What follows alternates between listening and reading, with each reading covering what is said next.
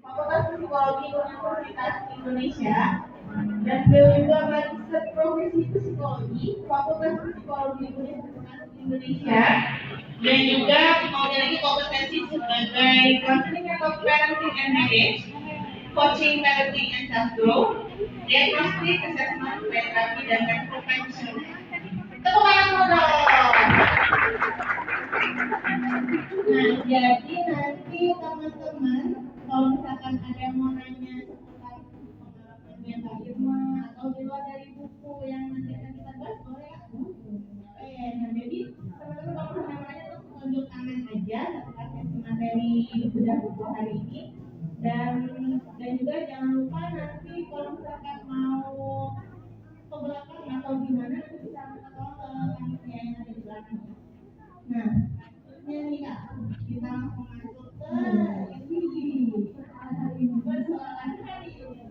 Dengan temanya baik-baik saja, tapi sebenarnya baik-baik saja nih Kak. Sebenarnya paketnya ini seperti apa tuh? Oke, ya. Kayak nanya dulu kan ya. Karena nanti kalau ditanya apa kabarnya, baik kabarnya, padahal kan nanti sebenarnya waktu ditanya itu sebenarnya tidak berbedanya, betul nggak? Tapi nyaman nggak sih? Enggak kan? Jadi sebenarnya ini jadi kita tuh sering banget karena tekanan secara sosial menuntut kita untuk kelihatan baik-baik saja, gitu ya. Padahal sebenarnya kita tuh lagi nggak baik-baik saja. Dan lagi nggak baik-baik saja itu juga membuat kita jadi bisa ya, kemudian terus kemudian keluarga juga. Jadi kadang-kadang hal itu sebenarnya kita rasakan itu harusnya bisa terjadi. Artinya kalau saya jadi ya nggak apa-apa, oke. Dan yang paling penting adalah ketika kita merasa baik-baik saja, kita cari solusinya baik-baik itu supaya rasa yang nggak baik-baik tadi nanti bisa berubah menjadi lebih positif. Jadi kalau yang rasa sakit bilang sakit, kalau yang sedih bilang sedih, jangan dipendam ya teman-teman, nggak baik. Dan kasih tahu sakitnya di bagian mana, gitu. Biasanya sakitnya di mana? Ada yang bisa sakit di pikirannya? Ada. Tapi sakit hatinya ini kan. Kalau sakit hati ini biasanya menyisakan luka yang mendalam. Ya kalau siapa di sini gagal move? Kalau luka mendalam itu biasanya pakai rangkuman. Nah, itu yang bikin kita jadinya nggak bisa bergerak maju dan nggak bisa melepaskan, kan? Jadi lepaskanlah emosi ya teman-teman. Jangan mikirin yang lalu-lalu. Nah, terus solusinya juga gimana sih kan sebenarnya kalau ada yang sakit hati terus jadi kepikiran terus dia enak makan, dia enak ngapa-ngapain gitu. Jadi kalau sakit hati itu kan biasanya ego kita tersakiti ya. Ego yang mana tersakiti? Misalnya karena penolakan. Ya kan ditolak. Rasanya ditolak gimana? Tapi pernah nolak juga nggak? Oh pernah ya, gitu ya. Ada cukup jadinya ya. Boleh kita. Jadi sebenarnya yang pertama, apapun perasaan itu benar-benar terasa. Yang bisa dimanipulasi itu pikiran. Makanya sebenarnya kita bilang kita lagi sedih tapi kita nggak sedih. Itu karena kita lagi memanipulasi pikiran kita. Jadi cari solusinya. Ya solusinya macam-macam. Bisa cerita, ya. Si judul ini bisa cerita. Karena sebenarnya kita tuh selalu butuh orang lain hanya untuk mendengarkan cerita. Jadi bilang tuh sama teman-teman yang sampingnya kanan, aku ada di sini untuk mendengarkan kamu. Tapi Kak, kan kita mau cerita ke orang ini, tapi kita kadang nggak percaya mau cerita ke orang itu. Nah itu kan solusinya gimana? Oke, cerita sama orang yang kalian tuh punya riwayat.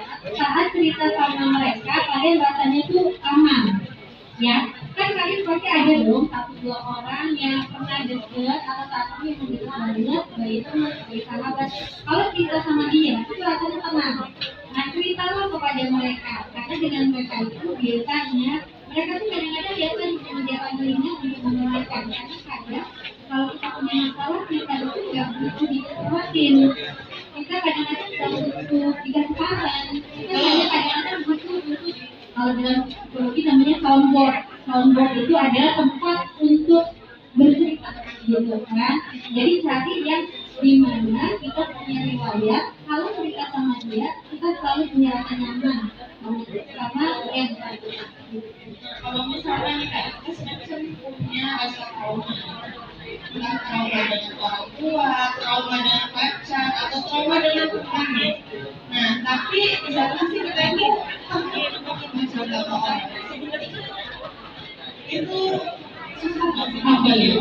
Kalau misalnya nggak mau cerita sama orang gimana? Yang paling penting adalah setiap emosi negatif itu yang ada di dalam tubuh itu harus dikeluarkan, ya, karena itu racun, residu di dalam diri kita. Jadi memang harus dikeluarkan. Cara mengeluarkannya bisa macam-macam. Yang pertama tadi kan kita ceritanya sama seseorang yang kita percaya. Terus yang kedua biasanya paling mudah juga itu menulis. Tulis gitu ya. Jadi kalau sekarang kan pakai handphone, di handphone itu ada notes-nya, bagian notes. Tulis aja apa yang dirasakan. Gitu. Jadi kalau kenapa sama orang kita menulis kita memperhatikan fotografinya, kadang-kadang kita menulis apa ya? Tulis aja yang ada dalam pikiran. Itu akan membuka yang ada di dalam bagian emosi. Jadi ini harus dikeluarkan. Ya. Terus kemudian olahraga, olahraga juga karena bagian dari kita. Lalu juga terus kayak misalkan nih, ada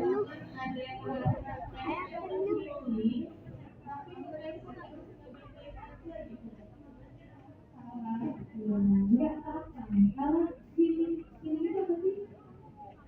Aku memilih deh ke pantai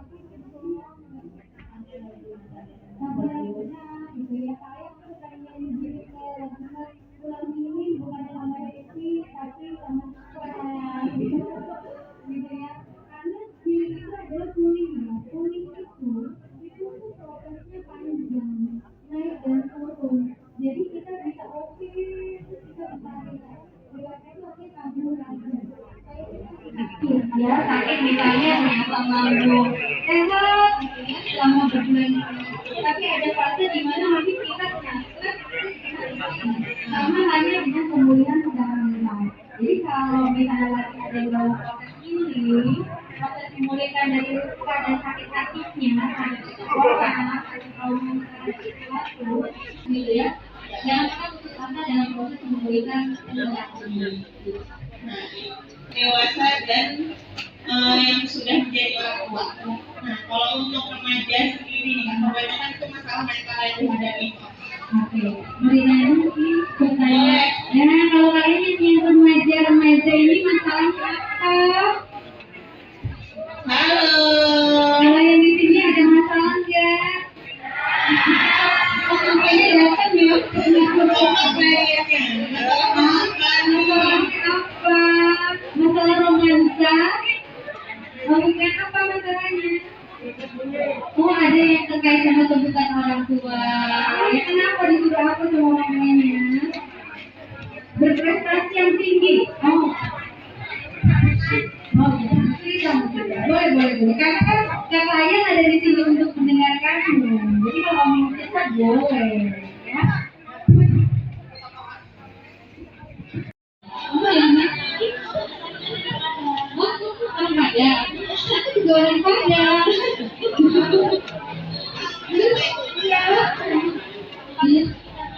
Karena merasa dari Sumatera Barat dari jadi Ana lagi butuh nih teman-teman di sini untuk mendengarkan ya. Ana ini datangnya dari Sumatera Barat, kuliah ya Ana ya, kuliah di sini sendirian. Sebenarnya orang tuanya tidak menuntut ya, tapi karena usia orang tuanya sudah lanjut, kemudian harapan terbesar juga ada pada Ana, sehingga Ana memproses itu sebagai sebuah beban ya Ana ya. Jadi artinya memang Ana dalam hal ini sedang berjuang ya kan untuk menjadi diri yang terbaik ya. Terus Ana butuh teman untuk cerita. Kamu ini sama siapa? Oh Ana sendirian loh kesini. Jangan lupa abis ini temenan sama Ana ya, kenalan ya. Follow-followan di Instagram ya. Terus janjian makan ya. Ya. Pulang bareng ya, temenin ya. Jadi bilang sama Ana, aku di sini kok mendengarkanmu. Yuk bilang sama Ana, aku di sini untuk mendengarkanmu. Ulangin lagi dong yang keras.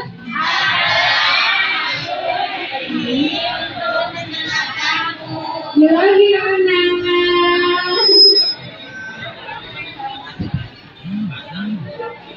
Makasih ya Ana sudah mau sharing ya.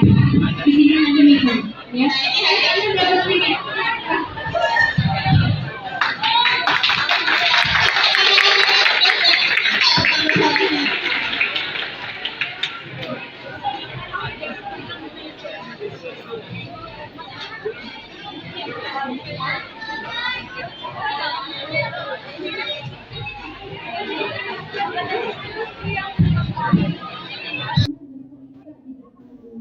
Mengizinkan dirinya bercerita itu pertama biar kita apresiasi ya, dan bisa jadi pembelajaran buat kita semua. Kalau setiap orang tuh punya perjuangannya masing-masing. Yang kelihatan seperti ini kan nggak ketahuan nih, nggak ada sebenarnya sedang punya masalah apa di dalam dirinya. Aku dari tadi ngeliat Ana gitu ya, happy gitu ya, tapi ternyata di dalam perasaannya ada sesuatu hal yang mengambil. Jadi pertama cari teman ya, terus kemudian pas kamu udah sendirian, terus kemudian tulis juga kalau misalnya kamu dalam rasanya nggak enak, terus pastikan memang kamu memang bertanggung jawab, tapi jangan jadikan itu beban ya, karena dunia ini adalah tanggung jawab kamu sendiri. Oke, salam buat orang-orang kami yang di badan. Teman-teman yang lain Ana atau dari ibu-ibunya pada dalam rumah boleh mau cerita, boleh jangan boleh mari kalau begitu saya jangan ibu guru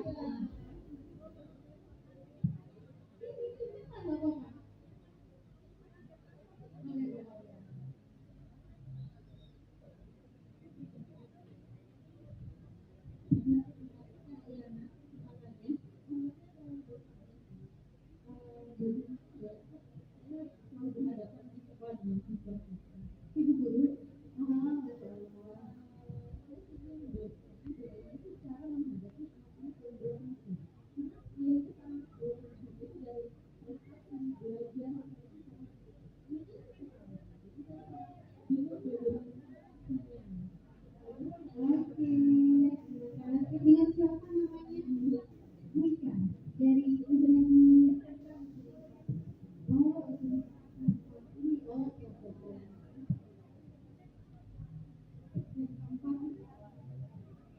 Metro. Oh, oke. Oke, jadi Wika mewakili mungkin beberapa pengajar yang lain yang mungkin juga concern sama siswa atau siswanya yang memang punya latar belakang keluarga yang broken home. Broken home itu bisa dua ya. Broken home itu memang karena memang betul-betul orang tuanya berpisah karena perceraian, atau sebetulnya memang ada di rumah tapi keluarganya berantakan ya, kan banyak tuh tinggal satu rumah tapi setiap anggota keluarganya udah saling nggak peduli, itu juga broken home namanya ya.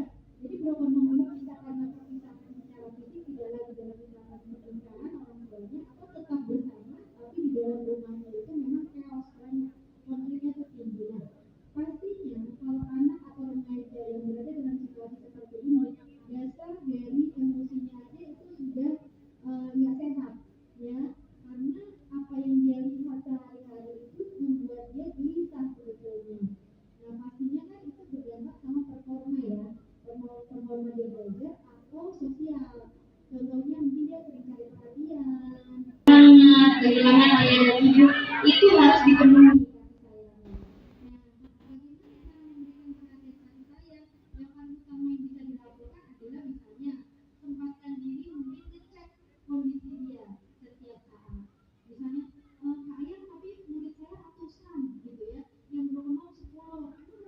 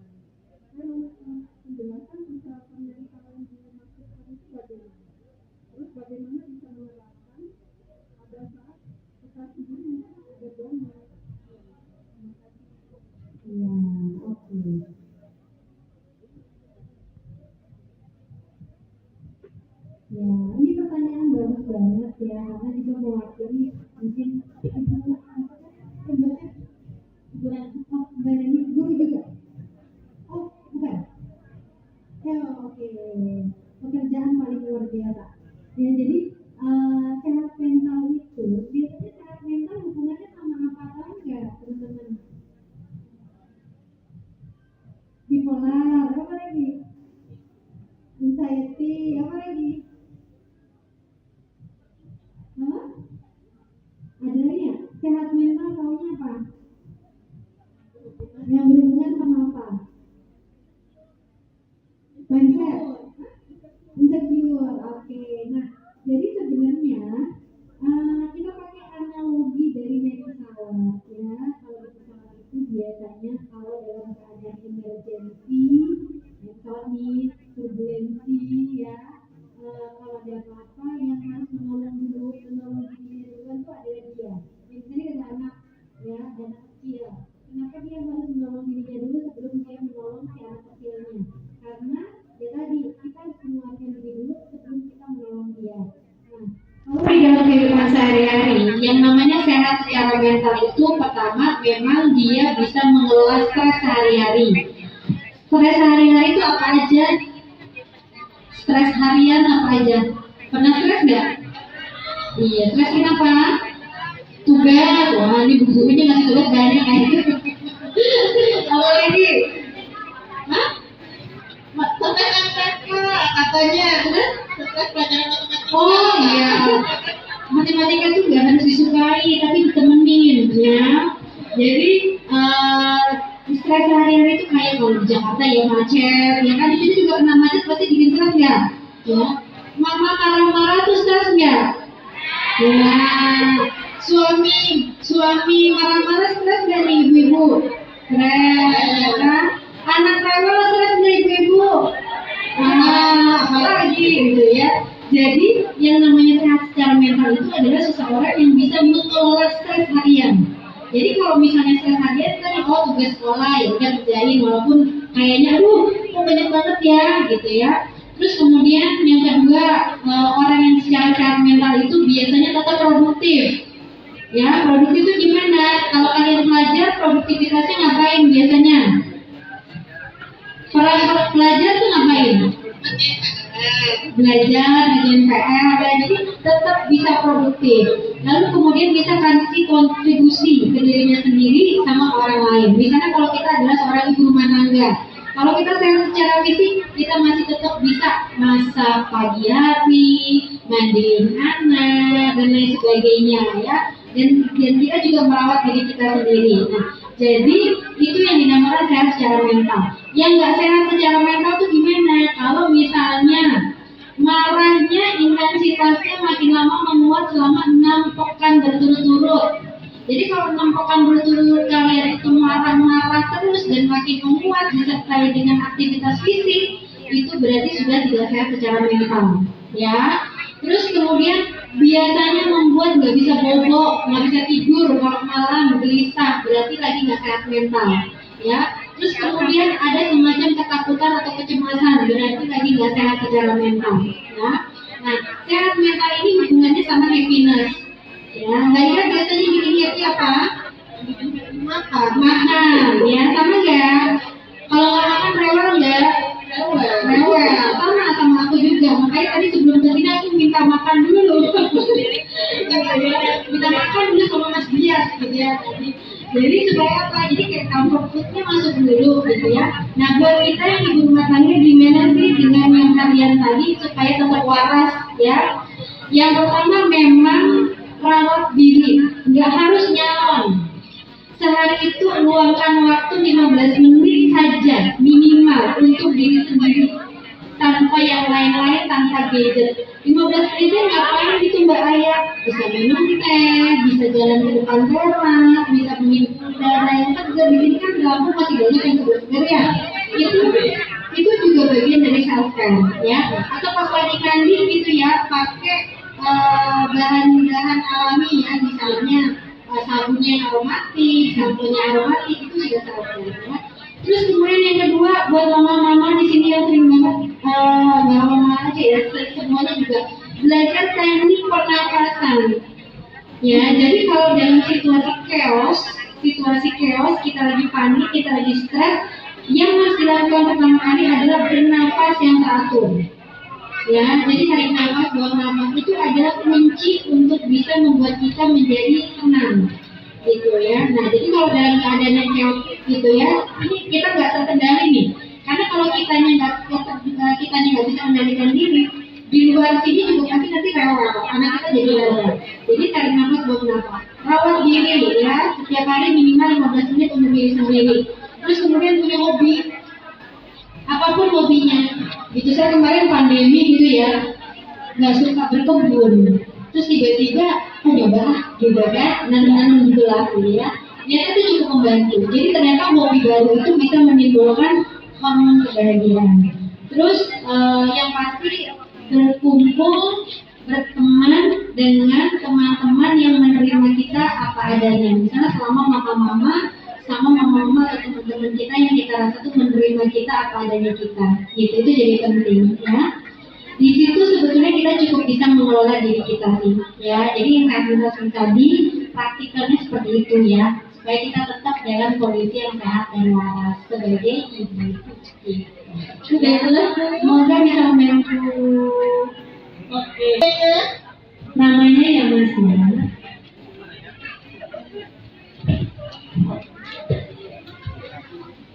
Akhirnya ada cowok ini ya ampun. Mewakili. Ini dari para pria.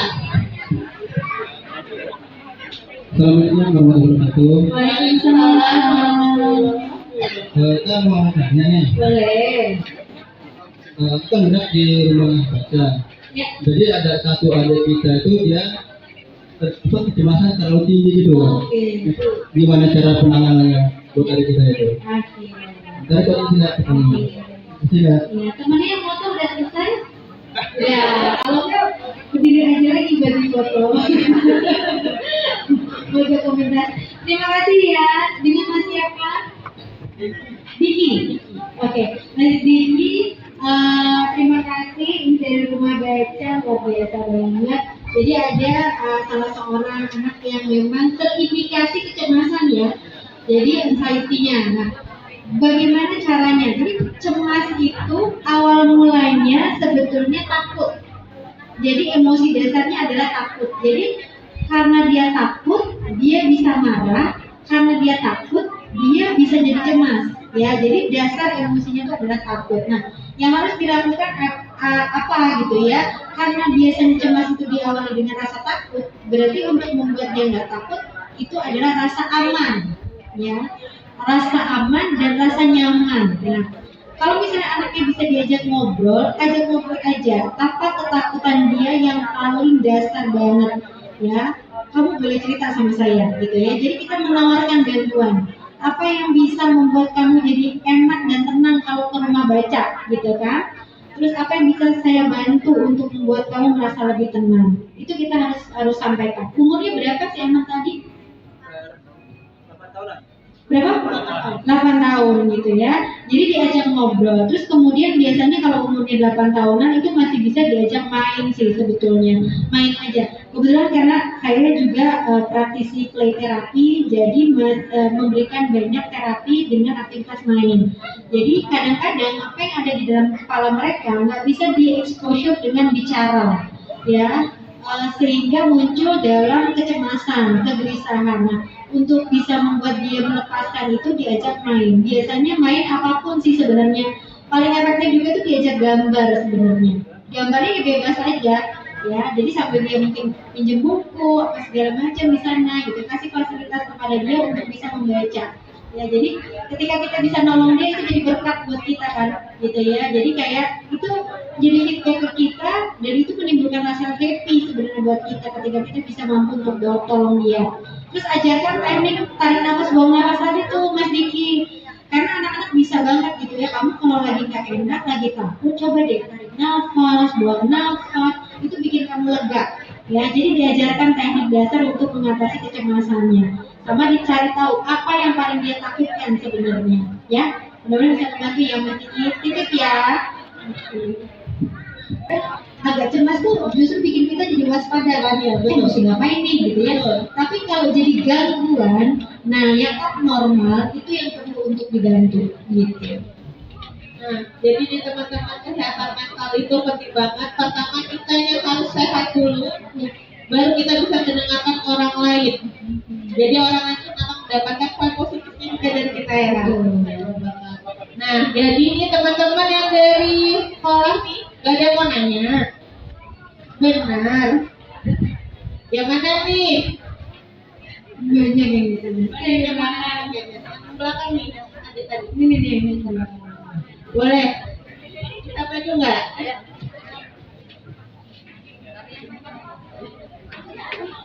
Mau maju atau saya ikut itu nih? Gitu. Kalian foto sama kakaknya boleh daripada nanti pulang balik ya. Kasih tepuk tangan dulu dong. Namanya siapa? Saya Aiza. Kita sebagai remaja itu punya cita-cita ya Kak.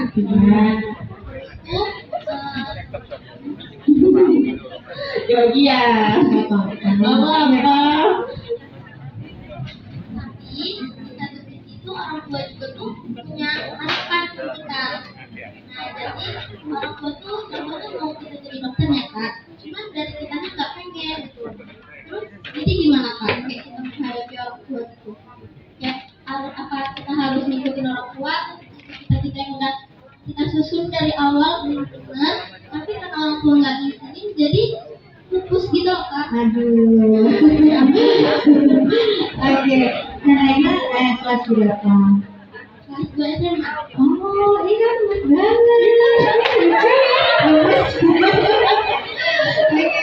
Oke. Naila sendiri mau jadi apa? Kamu punya keinginan untuk menekuni program studi apa? Mau ke perawatan, cuman dari ayah itu nggak Maunya?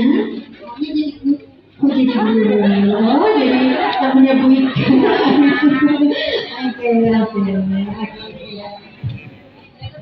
Ini Naila gemes banget. Masih SMP. Nah, sehingga biasanya solusi ya buat keduanya yang sama-sama paling ilmiah nih menurut kakak Ayang, itu biasanya kita mengarahkan orang tua itu atau si anak itu untuk tes dulu, tes minat bakat, itu ilmiah ya. Jadi dari hasil yang sudah kamu lakukan, udah pernah tes minat bakat belum? Belum. Sekolahnya belum? Udah ya, pasti ada hasilnya kan. Nah, jadi itu adalah hasil yang ilmiah sebetulnya untuk proses diskusi dengan orang tua. Karena memang selama ini sering sih kalian tuh menerima klien-klien yang sudah kuliah itu nggak berhasil karena pada saat dia kuliah itu bukan dasar dia benar-benar minat ya, jadi karena memang dipaksakan atau keterpaksaan. Pada akhirnya dia tadi ya udah deh ikutin aja apa kata orang tua, padahal di tengah jalan itu bukan passionnya, bukan minatnya. Lalu gimana tadi kan kalau misalnya sarannya saya kan kalau bisa tes minat bakat, nanti orang tuanya diajak diskusi nih tentang hasilnya sama gurunya ya, biasanya atau sama psikolog atau siapapun lah yang mengadakan tes minat bakat tadi. Terus kemudian bicara sih, kasih tahu kamu kenapa pengen jadi perawat ya, apa yang mendasari keinginan kamu jadi perawat, dan cari tahu ayah ibu kamu ingin kamu jadi guru itu juga kenapa. Jangan-jangan ada yang beririsan ya, jangan-jangan dari keperawatan sama guru itu ada yang kalau ditimpa seperti ini ada yang beririsan. Sementara kalau jadi perawat itu juga bisa kok misalnya nanti mengajar walaupun bukan jadi tadi ya harus kayak buka gitu ya. Jadi pada intinya cari tahu ya. Terus kemudian itu orang tua biasanya mau diyakinkan. Mereka tuh kenapa seperti itu karena berdasarkan pengalamannya. Dia minta tolong diyakinkan. Kenapa kamu pengen jadi perawat? Ada apa dengan perawat? Ya, jadi itu tolong yakinkan mereka. Jangan ragu, mantep. Kalau cerita tuh mantep. Jadi sebelum ketemu orang tua, kamu kayak bikin proposal aja dulu. Kenapa pengen jadi perawat? Presentasiin tuh kepada orang tua, ya. Terus tapi kalau mama aku tetap begitu gimana? Ya udah, ya kamu dengerin aja dulu. Ya, karena mungkin mereka juga sedang emosional. Kamunya mungkin lagi emosional juga. Jadi sama-sama tenang, ya. Jadi gitu ya. Bikin proposal, tulis, ya, presentasiin ke mereka. Sebutkan alasannya. Nah itu yang akan menguatkan. Oke? Ya, good luck ya Naila. Semoga jadi perawat suster Naila. Amin. Ya Allah. Nah, ya.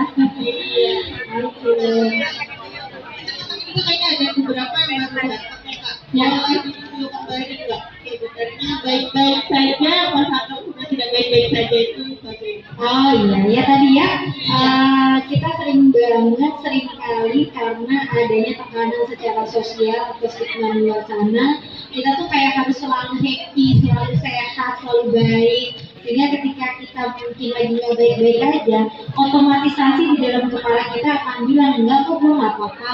Padahal dalam hati tadi ya banyak hati yang tergores, ya luka-lukanya banyak, ya ada ketidaknyamanan. Nah, maka kenapa jadi penting banget untuk acknowledge diri sendiri, terima dulu perasaannya, karena perasaan itu adalah sesuatu hal yang normal. Terus kemudian jangan disangkal, ya emosi yang tadi dirasakan, tapi cari solusinya. Ya setelah ini saya harus ngapain. Dan paling penting saat dalam kondisi emosi yang lagi nggak enak tadi, carilah seseorang yang kita yakini, kita percaya bisa mendengarkan. Sehingga tadi ya sesuai sama tema waktunya. Aku di sini untuk mendengarkan. Di sini mendengarkan.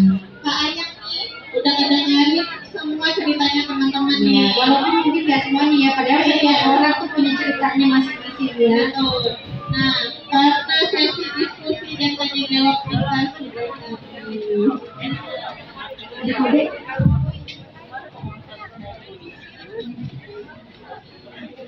Oke. Sebelum kita itu sudah dilakukan, ini ada pertanyaan dari Patrick Indonesia. Oh ada, itu ada itu. Dari live. Oh mana itunya? Wah ini, ini. Oh ya ampun. Dari dengan nama pun Ermerianti. Kak mau nanya, kalau ada teman menyakiti dirinya sendiri, tips untuk menangani orang tersebut bagaimana? Oke, menyakiti diri sendiri tuh banyak ya. Kalau sekarang tuh yang lagi banyak dan perlu lebih waspada itu self harm. Ya ini buat mama-mama yang ada di sini, ini nyata adanya dan banyak terjadi mungkin teman-teman juga di sini.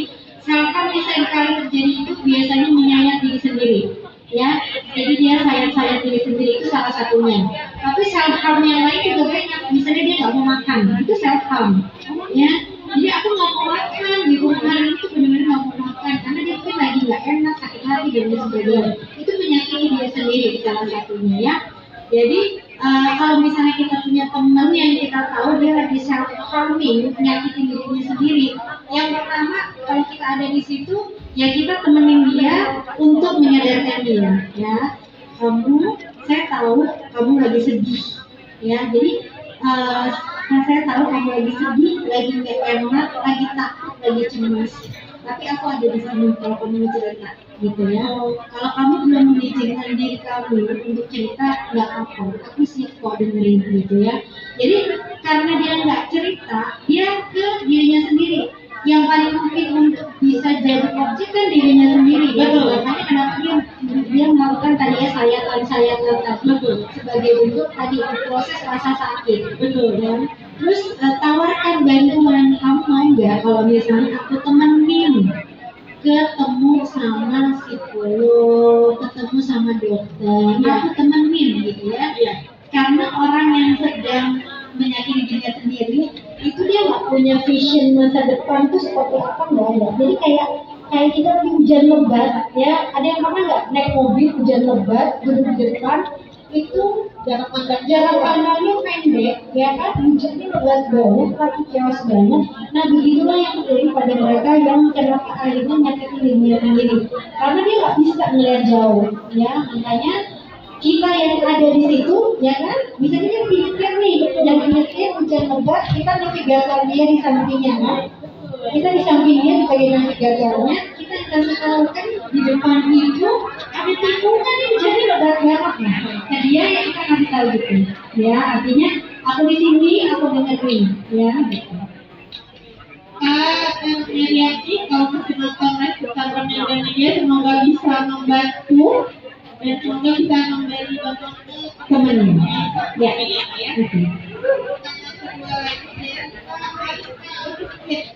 Kak, sekarang menangani orang yang tidak suka sama kita itu gimana? Oh, iya. Banyak ya, gitu ya. Kok dia nggak suka sih sama aku? Emang aku salah ya? Emang aku kurang keren ya? Emang aku cantik Ya gitu ya. Jadi kayak gitu ya. Nah, orang itu nggak harus suka sama kalian, nggak harus. Emang ada keharusan dia suka sama kalian? Ya kan? Kalian juga nggak harus suka sama orang. Betul gitu loh. Jadi kita tuh sebetulnya like dislike, suka nggak suka itu biasa dalam kehidupan sosial ya. Jadi jangan kasih beban sama pikiran sendiri agar orang tuh semua suka sama kita. Itu itu jangan banget ada di dalam kepala kita ya. Jadi kalau ada yang nggak suka sama kita ya udah gitu ya. Ya biarin aja, abaikan aja gitu kan. Karena kamu juga nggak harus suka sama dia kok, gitu kan. Yang penting adalah cari teman yang sefrekuensi sama kita, yang bisa memberikan dampak yang positif, ya. Dan orang yang nggak suka sama kita tuh sebenarnya problemnya ada dalam dirinya dia sendiri. Mungkin karena iya bisa jadi dia sirik gitu ya, kita lebih ini dan lebih itu. Nah, sehingga tadi ya merefleksikan itu ke orang lain, padahal dia punya isu dengan dirinya sendiri. Ya. Jadi no worries. Orang lain boleh nggak sama kalian, kalian juga nggak boleh nggak suka sama orang. Jangan kalian ya bu, jangan kasih beban sama pikirannya sendiri ya. Bodoh amat. Oke, terus satu lagi nih ada dari Instagram. Kalau kita butuh psikolog atau psikiater, apakah ada yang tercover BPJS? Atau adakah psikiater yang gratis? Oh, ini pertanyaannya ya. Oke, ada. Jadi kalau ini cover BPJS itu biasanya di puskesmas ya. Tapi memang tidak semua puskesmas itu sudah ada psikolognya, ya. Psikiater juga jarang, biasanya di rumah sakit besar ya. Tapi ya kita riset aja, kita cari tahu aja yang mana yang bisa menerima BPJS ya, atau asuransi lain. Ini dari Kak Gina loh, CFC. Mohon maaf dokter mata lewat. Nah, karena sesi tanya jawab dan diskusi kita sudah habis nih, kita masuk ke tanda tangan buku dan foto bersama dengan penulis.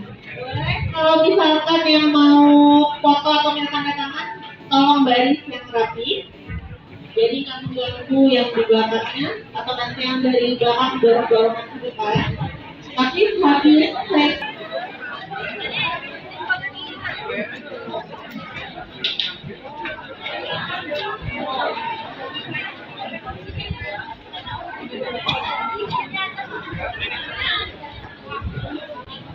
kasih nama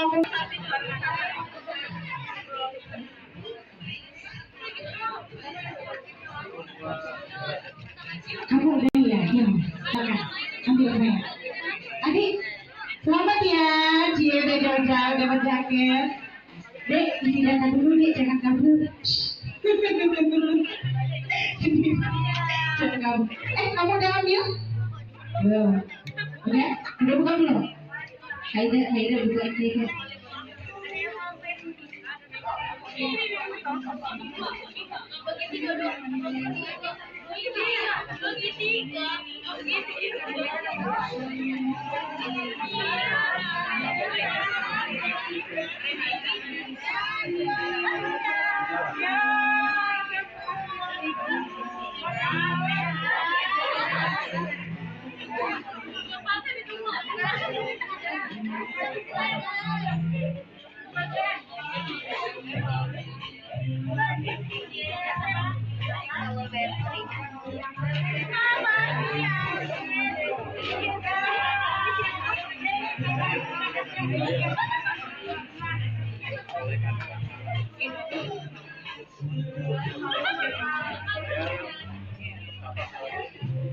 Dan pada akhir acara kita akan penyerahan buku CSR dari penerbit BIP kepada Bapak Ferry dan Ibu Ismawati. Mohon tidak meninggalkan area. Terima kasih.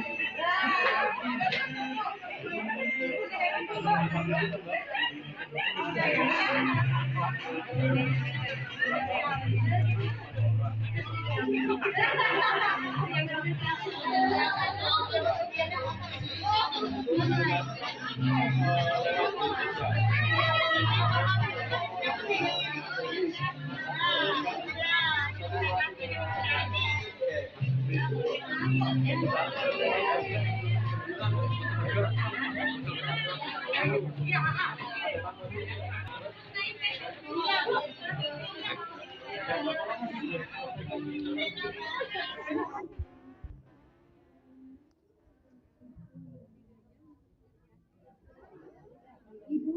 ada yang dapat goodie bag belum?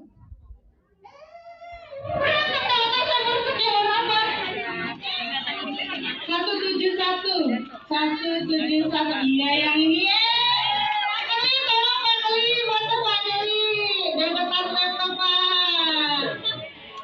Boleh disuruh ya, senang banget saya dapat hadiah. Ibu sini Bu, foto dulu sama penulisnya, buat ngambil hadiah ya. Yang laptop, nah iya. Di sini Kak, boleh dari sebelah sini Kak? Iya. Ayo, dulu dikasih abang-abang yang ganteng ya. Nah, laptop ya.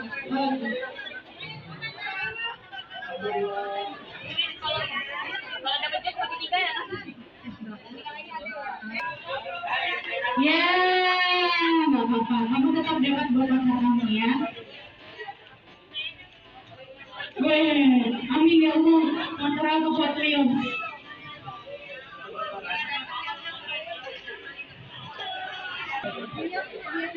Satu, dua, tiga. Iya. Motornya mimpi dulu ya. Motornya mimpi dulu. Bukan truknya, anak truknya.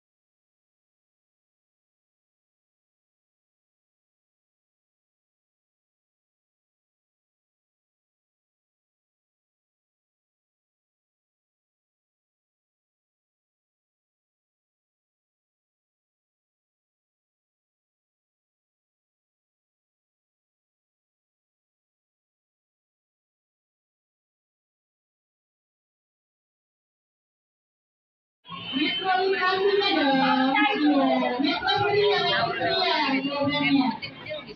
Nah, mantap.